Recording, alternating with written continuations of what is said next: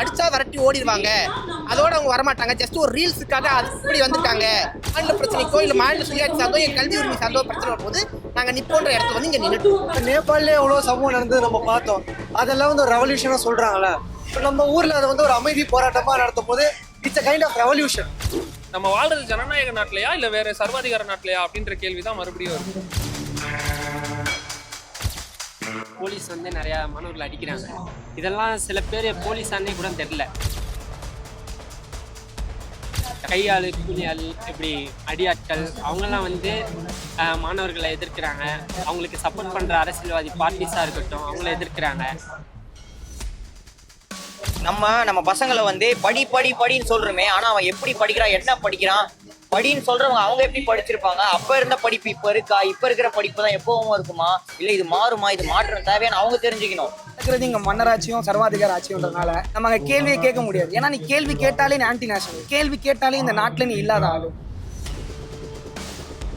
என்ன இருந்தாலும் இப்ப அவரு எதிர்கட்சி தலைவர், எதிர்கட்சி பிரதிநிதி. அப்படி இருக்கக்கூடிய ஒருத்தவரை இப்படி வள்ளு கட்டாயமா குண்டு கட்டாக தூக்கிட்டு போகணுன்ற அவசியம் என்ன? ஜெர்மன், யூகே எங்க எவ்வளவு ஆப்பர்ச்சுனிட்டி இருக்கு. நான் அந்த எக்ஸாம் கஷ்டப்படுறேன்னா அங்க அதுக்கு கஷ்டப்பட்டு நான் டாலர்ஸ் தான் சம்பாதிச்சிட்டு போயிருவேன். எதுக்கு நான் இந்த ஊர்ல படிக்கணும், இந்த ஊர்ல எழுது.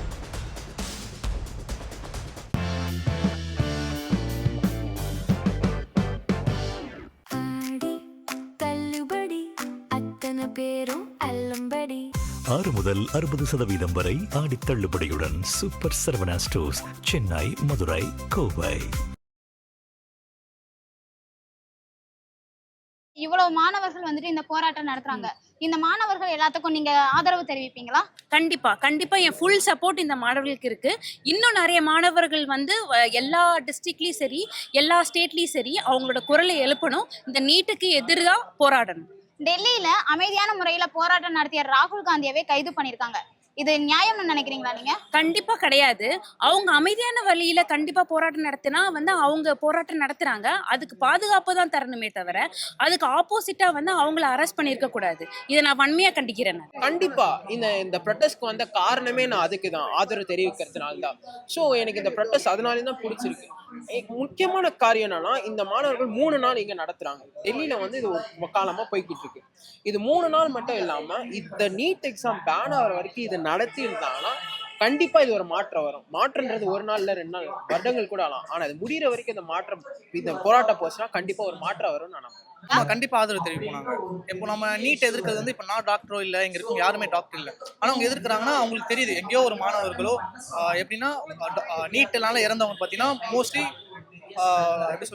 எக்கனாமிக்கலி பேக்வர்ட் இருக்கவங்க தான் சாகுறாங்க. இப்போ காசு நிறைய பேர் வச்சிருக்கோங்க, ஏன்னா தற்கொலை பண்ணாங்கன்ற நமக்கு செய்தி கேட்டுச்சுன்னா இல்லவே இல்லை. அனிதாவா இருக்கட்டும், அதுக்கப்புறம் தொடர்ந்து இருக்கிறவங்க அவங்க 2-3 அட்டெம்ப்ட் எழுதுறாங்க, ஃபெயில் ஆகுறாங்க, அவங்களோட கனவு போகுது, அதனால அவங்க இருக்கிறாங்க. அதனால நம்ம நீட்டை முக்கியமா. டெல்லியில அமைதியான முறையில போராடிய ராகுல் காந்தியை கைது பண்ணிருக்காங்க சார். இது எந்த விதத்துல நியாயம் நீங்க நினைக்கிறீங்க? அதுதான் ஜனநாயகத்தோட முதல் எதிரியே. நம்ம எதிர்த்து கேள்வி கேட்க முடியும், யாருமே இல்லைன்றதான். நம்ம எதிர்த்து கேள்வி கேட்டா நம்ம அரெஸ்ட் பண்ணுவாங்கன்னா நம்ம திரும்பி கேள்வி கேட்டுதான் ஆகும். நம்ம கேள்வி கேட்கலாம், அந்த ஒரு ஆட்சியே தப்பான ஆட்சி. கேட்டா அரெஸ்ட் பண்ணுவாங்கன்றது நம்ம எதிர்க்கும். ஒருத்தர் அரெஸ்ட் பண்ணலாம், எல்லாருமே நின்றா எப்படி அரெஸ்ட் பண்ணுவாங்க? நாம எதிர்த்து கேட்க வேண்டியது அவங்க உரிமையா இருக்கு. கண்டிப்பா மாணவர்களுக்கு கண்டிப்பா ஆதரவு தருவோம்.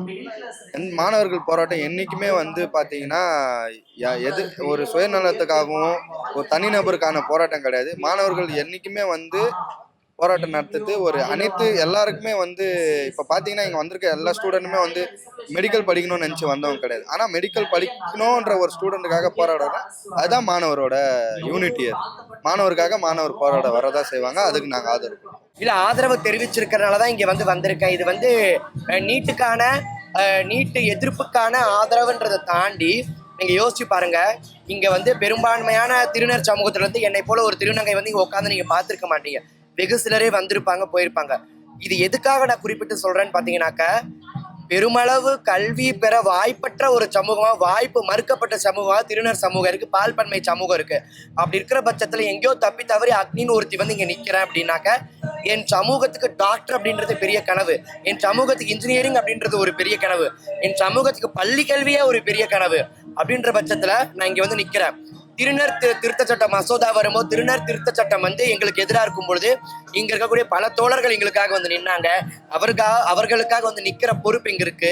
இது அவர்கள் அப்படின்றத தாண்டி என் சமூகம், என் சமூகத்தினுடைய எதிர்காலம், என் சமூக பிள்ளைகளுடைய எதிர்காலம், அவங்களுடைய கல்வி, அவங்களுடைய வருங்காலத்துல சிக்கலுக்கு உட்படுத்துற அவங்களுடைய எதிர்காலத்தை, அவங்களுடைய கனவுகளை அளிக்கக்கூடிய ஒரு சட்டமாகவும் ஒரு தேர்வாகவும் இருக்குது. அதற்காக வந்து இங்க நின்றுருக்கேன் நான். நிச்சயமா ஆதரவு தெரிவிப்பேன் நான். இன்ஃபேக்ட் பேன் நீட் அதுதான் என்னுடைய ஒரு இதுவும் கூட. வெறும் ரெசிக்னேஷனோ இல்லைனா இருந்துக்கிட்டு ரெஃபர்மேஷன்ஸோ எனக்கு தேவையில்லை. இந்த எக்ஸாமே வேணாம், தேவையில்லை. இன்ஜினியரிங் நடத்துற மாதிரி நீங்க வைங்க. வேணா சென்ட்ரல் காலேஜஸ்ல உங்களுக்கு வேணும்னா நீங்க நீட் வச்சுக்கோங்க. அது உங்களுடைய இதுல ஸ்டேட் கவர்மெண்ட்டா கொடுத்துருங்க. நான் வேணுமா வேணாமாங்கிறத ஸ்டேட் பீப்புள் டிசைட் பண்ணிப்பாங்க. கண்டிப்பா. பிகாஸ் எல்லா விஷயத்துக்குமா இருந்தாலுமே ஆதரவு தெரிவிச்சு தான் ஆகணும். எந்த விதமான அப்ரெஷனாக இருக்கட்டும், எந்த விதமான விஷயமா இருந்தாலுமே வந்துட்டு அஸ் அ ரெஸ்பான்சிபிள் சிட்டிசன் நம்ம வந்து கண்டிப்பாக ஆதரவு கொடுத்துட்டு தான் ஆகணும். கொடுக்க வேண்டிய அந்த சூழலில் தான் நம்ம இருக்கிறோம். நம்ம இப்போ கொடுக்காம விட்டுட்டோம்னா வந்துட்டு நாளைக்கு சிறுபான்மையாக இருக்க எல்லா மக்களுக்கான குரல்களும் வந்து கண்டிப்பாக வந்து கேட்கப்படாதுன்றது தான் வந்துட்டு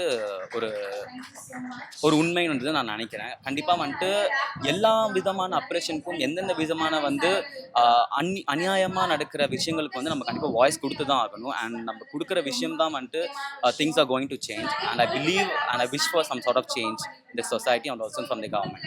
அதுக்கோசரம் தான் வந்திருக்கேன். கண்டிப்பாக போராடுவோம், மாற்றத்தை எதிர்பார்ப்போம். போலீஸ் வந்து நிறையா மாணவர்கள் அடிக்கிறாங்க. இதெல்லாம் சில பேர் போலீஸானே கூட தெரில கரெக்டாக. ஏன்னா இப்போ நிறையா கையாள் கூலியாள் இப்படி அடியாட்கள் அவங்கெல்லாம் வந்து மாணவர்களை எதிர்க்கிறாங்க. சில அவங்களுக்கு சப்போர்ட் பண்ணுற அரசியல்வாதி பார்ட்டிஸாக இருக்கட்டும் அவங்கள எதிர்க்கிறாங்க. எல்லாம் இது பிஜேபியோட இதுவாக தான் இருக்கும்னு நான் நினைக்கிறேன். இந்த நீட் எக்ஸாமுக்காண்டி ஒரு 2 வருஷம் 3 வருஷம் எல்லாருமே அவங்களோட எஃபர்ட்டை போட்டு படித்து என்ன அந்த வருஷத்துக்கு ஒரு எக்ஸாம் எழுதுறக்காண்டி இத்தனை நாளாக இருந்து வெயிட் பண்ணி படித்தவங்க எல்லாருமே இந்த இப்போ நடந்துச்சு கொஸ்டின் பேப்பர் வந்து லீக் ஆயிடுச்சு.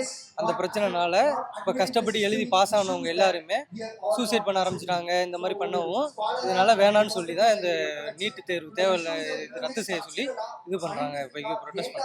இங்கே மெயினாக எல்லாருமே தெரிஞ்சுக்க வேண்டிய விஷயம் என்னன்னா, மாற்றம் வந்து வெளியில இல்லை, ஃபர்ஸ்ட் உள்ளதான் இருக்கு.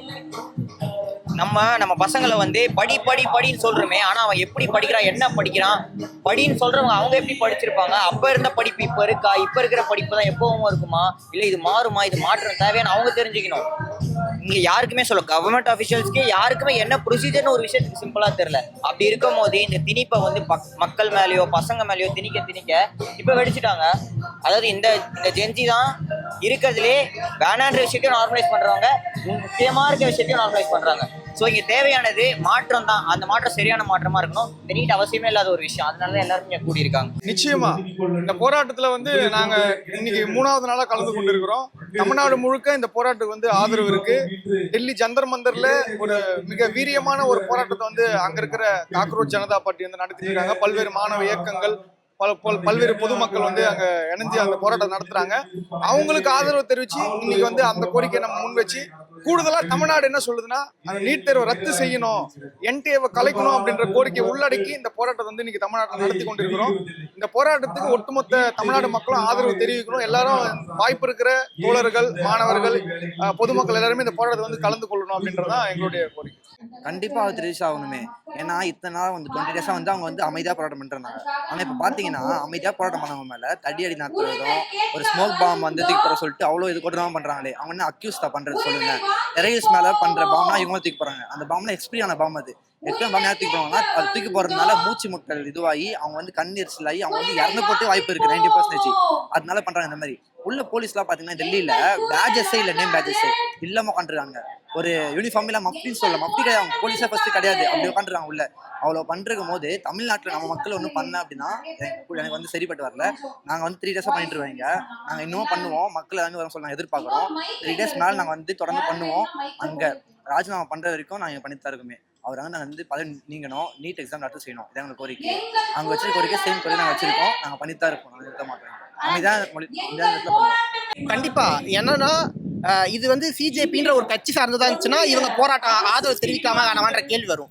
இது கம்ப்ளீட்லி முழுக்க இளைஞர்களால் முன்னெடுக்கக்கூடிய போராட்டமாக தான் நான் பார்க்குறேன். அதுதான் இங்கே நடந்துட்டு இருக்கு. ஏன்னா இப்போ இந்த இளைஞர்கள் உலகம் முழுக்கவே இன்னைக்கு யங்ஸ்டர்ஸோடைய ப்ரொட்டஸ்ட்ன்றது ஆரம்பிச்சிச்சு. ஆனா அங்கேருந்து இவங்க மாறுபட்டு நிற்கிறாங்கன்னா நாங்க இன்னமும் இந்த அரசாங்கத்தை நம்புறோம், ஜனநாயக வழியில போராடணும்னு நினைக்கிறோம். காந்திய பாதையில ஒரு அமைதியான ஒரு உண்ணாவிரதம் இப்படிப்பட்ட போராட்டங்கள் நடத்திட்டு இருக்கும்போது இந்த இளைஞர்களை ட்ரிகர் பண்ணிட்டா, இவங்களை கோவப்படுத்தி பார்த்தா, இவங்களுடைய பெண்கள் மேல புரூட்டாலிட்டி இப்படி நடக்கிறதெல்லாம் பண்ணிட்டா அவங்க வெடிச்சு எழுந்து இன்னும் கலவரத்தை தூண்டுவாங்க, இல்ல பொது சொத்துக்களை சேதப்படுத்துவாங்க அப்படின்ற ஒரு எண்ணத்துலதான் தொடர்ச்சியா இப்ப ஈடுபடுறாங்க. ஆனா மறுபடியும் நாங்க அறவழியை தான் போயிட்டு இருக்கோம். என்னன்னா இந்த ஜனநாயகத்து மேல, இந்த சட்டத்தின் மேல இன்னும் ஒரு குறைந்தபட்ச ஒரு நம்பிக்கை இருக்கு.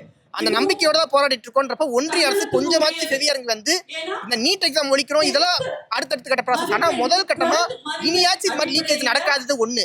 இன்னொன்னு தர்மேந்திர பிரதான் இந்த இடத்துல பழி விலகிறாரு. இது ரெண்டும் முதல்ல அடிப்படையா ஃபர்ஸ்ட் ஒரு ஸ்டெப்பா எடுத்து காட்டுங்க. அப்போ ஒரு நம்பிக்கை வரும்போது இளைஞர்கள் கொஞ்சம் அமைதியாவாங்க. ஆனா நீங்க செய்யக்கூடிய இந்த இவங்க ரொம்ப கம்ஃபர்ட் ஜோன்ல இருந்துட்டாங்க, இந்த ஜென்சிலாம் வந்து அவங்க ரொம்ப ஒரு கம்ஃபர்டான சுச்சுவேஷன் வளர்ந்துட்டாங்க, அதனால இப்படிப்பட்ட அடிச்சா விரட்டி ஓடிடுவாங்க, அதோட அவங்க வரமாட்டாங்க, ஜஸ்ட் ஒரு ரீல்ஸுக்காக அப்படி வந்துட்டாங்க, ஒரு ஆக்டிங் இந்த ஒரு பார்வை இனிமே இருக்குல்ல. அப்ப அதெல்லாம் தாண்டி இன்னும் நாங்க இளைஞர்களா தான் இருக்கோம். இன்னுமே மாநில பிரச்சனைக்கோ இல்ல மாநில சுயாட்சி சார்ந்தோ என் கல்வி உரிமை சார்ந்தோ பிரச்சனை வரும்போது நாங்க நிப்போன்ற இடத்துல வந்து இங்க நின்றுட்டு கண்டிப்பா ஆதரவு தான் தெரிவிக்கணும். ஏன்னா யங்ஸ்டர்ஸ் வந்து இப்ப பாலிடிக்ஸ்குள்ள வர்றதுன்றதே பெரிய விஷயம். இந்த மாதிரி இவ்வளோ ஒரு ப்ராப்ளம் நடக்கும்போது இவ்வளோ யங்ஸ்டர்ஸ் வந்து திறந்து நிற்கிறாங்க அப்படின் போது இன்னுமே நிறைய யங்ஸ்டர்ஸ் வந்து இதுக்கு சப்போர்ட் பண்ணாங்க. ஆமா, இது வந்து ஒரு ரெவல்யூஷன் இல்ல. இத்தனை நாள் இது வந்து நிறைய பேர் கேள்வி கேட்டாங்க. பட் ஆனா இப்போ வந்து யங்ஸ்டர்ஸா அகைன்ஸ்டா கேள்வி கேட்கும் போது இது ஒரு ரெவல்யூஷன் தானே. இப்போ நேபாளிலே எவ்வளோ சம்பவம் நடந்தது நம்ம பார்த்தோம், அதெல்லாம் வந்து ஒரு ரெவல்யூஷனா சொல்றாங்கல்ல. இப்போ நம்ம ஊர்ல அதை வந்து ஒரு அமைதி போராட்டமா நடத்தும் போது it's a kind of revolution. இது நம்ம எல்லாருமே சப்போர்ட் பண்ண வேண்டிய ஒரு விஷயம். அப்பதான் நாளைக்கு வேற எதுனா ஒரு விஷயத்துல வந்தா கூட ஸ்டூடெண்ட்ஸுக்கு நோக்கி கேள்வி கேட்கணும்னு தோணும். ஸ்டூடெண்ட்ஸுக்கு மட்டும் இல்ல, இப்ப இருக்கிற யங் ஜென்ரேஷன் பீப்புளுக்கும் அதை நோக்கி கேள்வி கேட்கணும்னு தோணும். அப்படின்னா வந்து நம்ம எல்லாருக்கும் இதுக்கு சப்போர்ட் பண்ணா மட்டும்தான் முடியும். இங்க இருக்கக்கூடிய எல்லா மாணவர்களும் இது வெறுமனே நீட் தேர்வு வந்து இருக்கக்கூடிய பிரச்சனை மட்டும் இல்லை, இந்த எஜுகேஷன் சிஸ்டத்திலேயே இருக்கக்கூடிய பிரச்சனை. இது வந்து மற்ற இது வரைக்கும் இருக்கக்கூடிய எல்லா ஆதங்கங்களும் வெடிக்கக்கூடிய ஒரு இடமா தான் இருக்கு. அங்க தேக்கி இருந்த ஆதங்கம் ஏதோ ஒரு இடத்துல வெடிச்சாகணும்ல, அந்த தீப்பொறியா இருக்கணும்ல, அந்த தீப்பொறியா தான் இங்க நீட் இருக்கு தவிர நீட் மட்டுமே இங்க இருக்கக்கூடிய பிரச்சனையா இங்க இருக்கக்கூடிய எல்லாருக்குமே இருக்காது.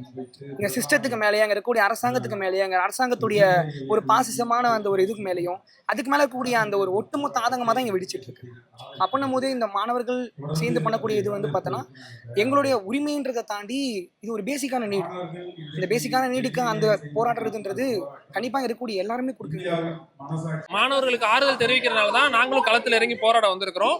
என்ன முழு நேரம் போராட முடியலாலும் எங்களால முடிஞ்ச அளவுக்கு சோசியல் மீடியாலையும் சரி, எங்களால முடிஞ்ச அளவுக்கு களத்திலேயே நாங்க நிக்கிறதுக்கு ரெடியா தான் இருக்கிறோம். இன்னைக்கு நிறைய பேர் கேட்கறாங்க, நீங்க களத்துல போய் உட்காரலனாலும் சோசியல் மீடியால குரல் கொடுக்குறீங்களே, இதனால என்ன மாறப்போகுது அப்படின்னு சொல்லிட்டு இன்னைக்கு மெயின் ஸ்ட்ரீம் மீடியாக்கள் வாயை பொட்டி கொண்டு அமைதியா இந்த பிரச்சனையை பத்தி பேசாம ஒன்றிய அரசுக்கும் சரி அதிகாரத்தில் இருக்கவங்களுக்கும் சரி இதாகிட்டு இருக்காங்க.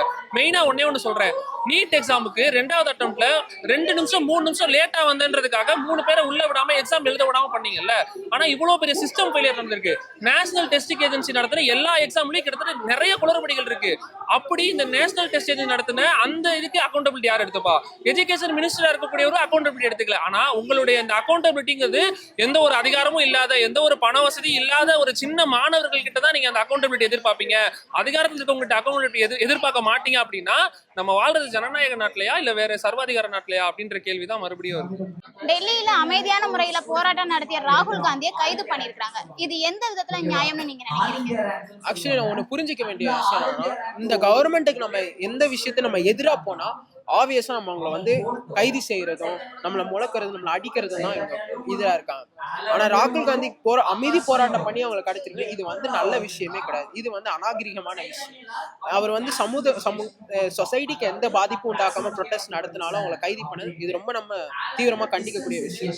ஆகையால் நம்ம என்ன பண்ணோம்னா, இல்ல இருக்கிற மக்கள் இதை பாக்குறவங்க எல்லாம் ஒன்று கூடி நம்ம இந்த விஷயத்துக்காக போராடும் போது கண்டிப்பா ஒரு உண்மை வெளியே வரும், ஒரு மாற்றங்கள் வரும். எதிர்கட்சி தலைவர் ராகுல் காந்தி அவர்களை வந்து கைது பண்ணது வந்து ஒரு கண்டிக்கத்தக்கது. அது ஜனநாயகத்துக்கு எதிரானது. ஒரு அமைதியான முறையில் வந்து போராடுறதுக்கு எல்லா சிட்டிசனுக்குமே இங்கே உரிமை இருக்கு. அது வந்து ஒரு ராகுல் காந்தி ஒரு தலைவர்ன்றதுக்காக சொல்லலை, சாதாரண எண்ணம் போன்ற ஒரு சாமானிய குடிமக்கனுக்குமே வந்து இந்தியன் கான்ஸ்டியூஷன் படி ஆர்டிகல் 19 32 வரையும் நமக்கு எல்லா ரைட்ஸுமே கொடுத்துருக்கு.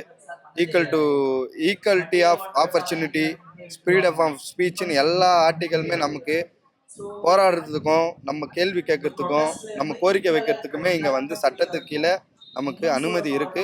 அதை தாண்டி இந்த அரசு வந்து இந்த மாதிரி அடக்குமுறைகளை கையாள்வது சட்டத்துக்கு எதிரானது, கான்ஸ்டியூஷனை வந்து அவமதிப்பதற்கு சமமான ஒன்றா நான் கருதுறேன். எப்பொழுதுமே மக்கள் விரோதமா ஒரு விஷயம் நடக்கும்போது அதற்கு எதிராக குரல் எழுப்பி எழுச்சி நடக்கும் பொழுது எல்லாமே வந்து இங்கே அந்த குரலை நசுக்கும் விதமாக, அந்த குரலை ஒடுக்கும் விதமாக அவர்கள் மீது வந்து வன்முறையை கட்டவிழ்க்கின்ற ஒரு போக்கு வந்து இன்னைக்கு நேற்று கிடையாது. பாஜக அரசுக்கு தொடர்ந்து அந்த போக்கு இருக்குது. அந்த போக்கின் விளைவாகத்தான் வந்து அங்கே வந்து சாலிடாரிட்டி கொடுக்குற எல்லா பாராளுமன்ற உறுப்பினர்கள் மீதும் வந்து வன்முறையை கட்டவிழ்க்கிறாங்க.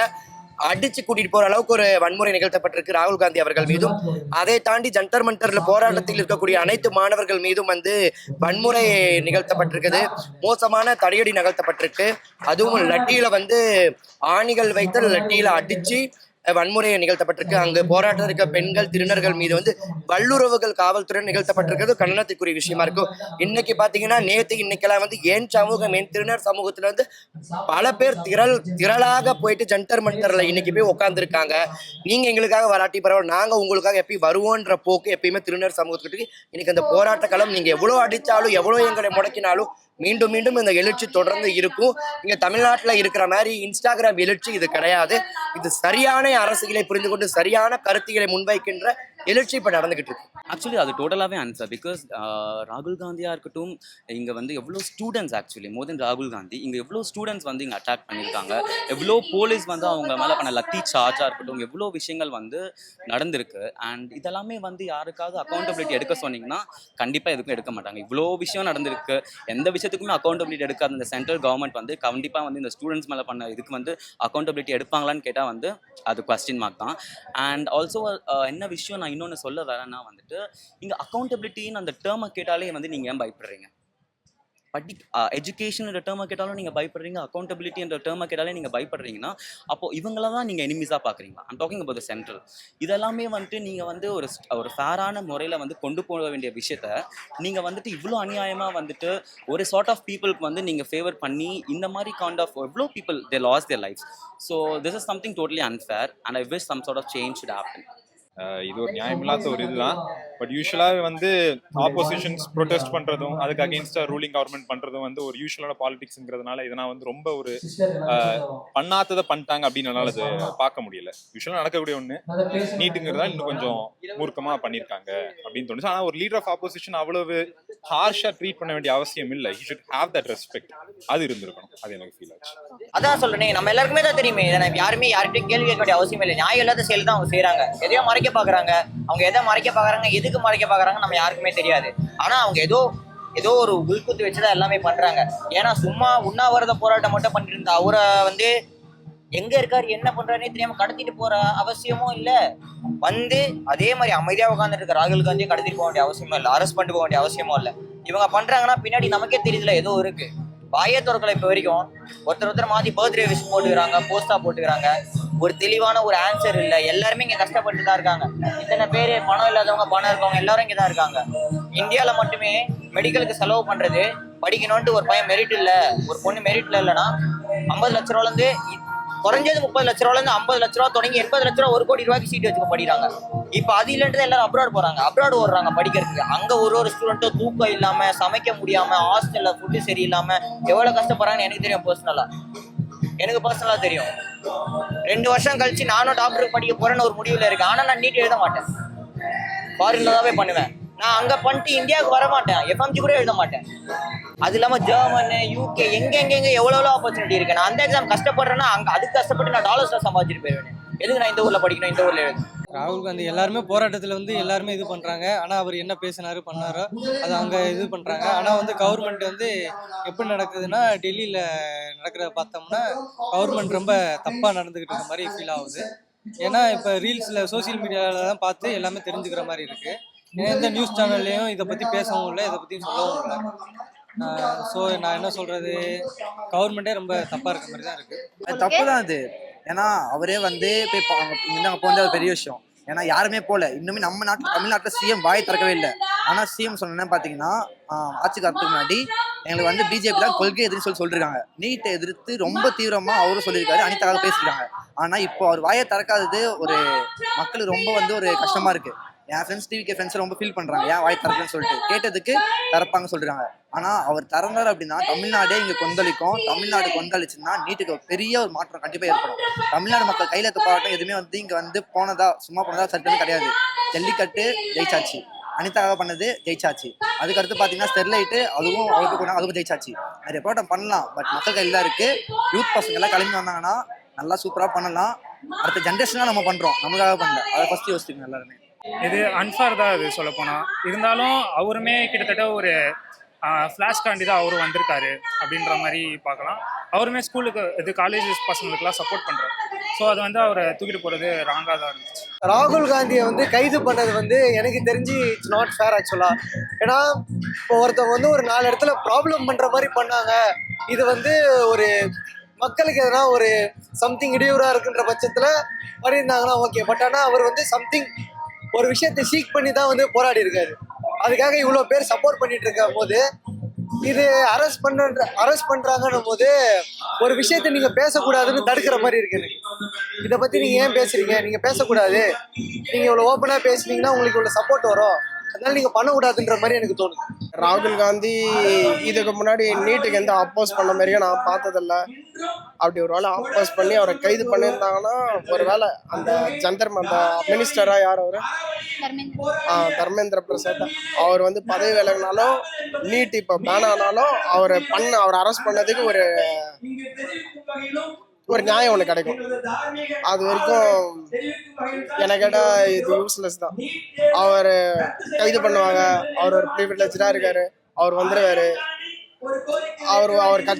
அவர் ஒரு கட்சிக்காக பண்றாரு.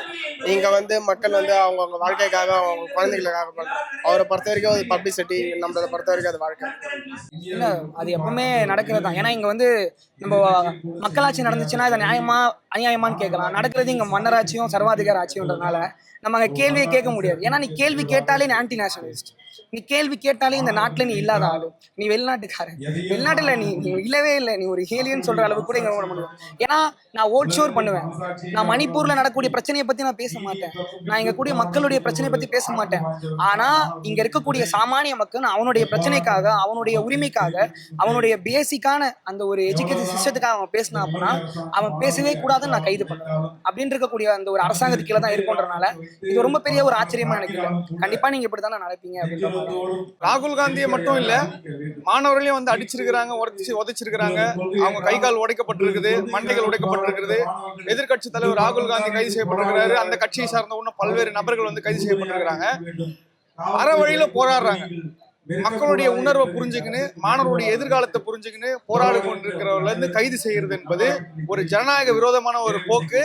இந்தியா ஜனநாயக நாடு என்று சொல்வதற்கே தகுதியற்ற ஒரு நாடாக இந்த மாதிரியான ஒன்றிய அரசினுடைய செயல்பாடுகள் வந்து தொடர்ச்சியா வந்து இருக்கு. ஆகவே ராகுல் காந்தியா இருக்கட்டும், அங்க போராடுகின்ற மாணவர்களாக இருக்கட்டும், தாக்குற கைது செய்கிற ஒன்றிய அரசினுடைய காவல்துறையும் ஒன்றிய அரசையும் வன்மையாக நாங்கள் கண்டிக்கிறோம் தமிழ்நாட்டு மாணவர்கள் சார்பாக. டெல்லியில அமைதியான முறையில போராடிட்டு இருந்த ராகுல் காந்தியை கைது பண்ணிருக்காங்க சார். இதை நீங்க எப்படி பாக்குறீங்க? உங்களுக்கு நியாயமா? அதாவது இது வந்து ஒட்டுமொத்தமா அடக்குமுறை ஏவி விடுறதா நினைக்கிறேன். இப்ப ராகுல் காந்தி மேல நமக்கு 1008 விமர்சனம் இருக்கலாம், என்ன இருந்தாலும் இப்ப அவரு எதிர்கட்சி தலைவர், எதிர்கட்சி பிரதிநிதி. அப்படி இருக்கக்கூடிய ஒருத்தவரை இப்படி வல்லு கட்டாயமா குண்டு கட்டாக தூக்கிட்டு போகணுன்ற அவசியம் என்ன? ஏன்னா அங்க ஒரு அமைதியான போராட்டம் நடக்குது. இது மூலியமா என்ன சொல்ல வரீங்க?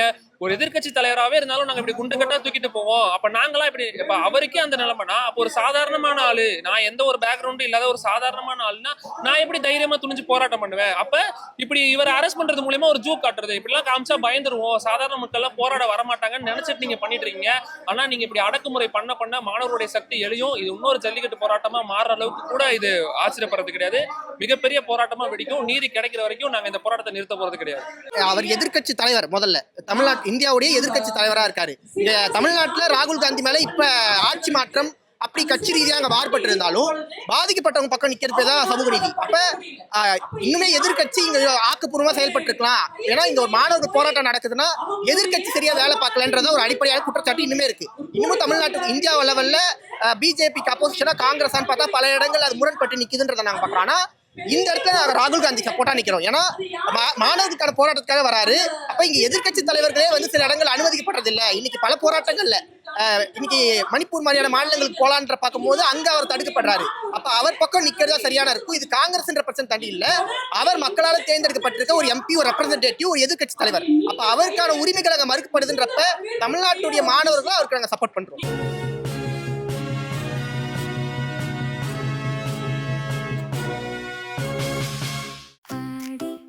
தள்ளுபடி அத்தனை பேரும் அல்லும்படி 6 முதல் 60% வரை ஆடி தள்ளுபடியுடன் சூப்பர் சரவணா ஸ்டோர்ஸ், சென்னை, மதுரை, கோவை.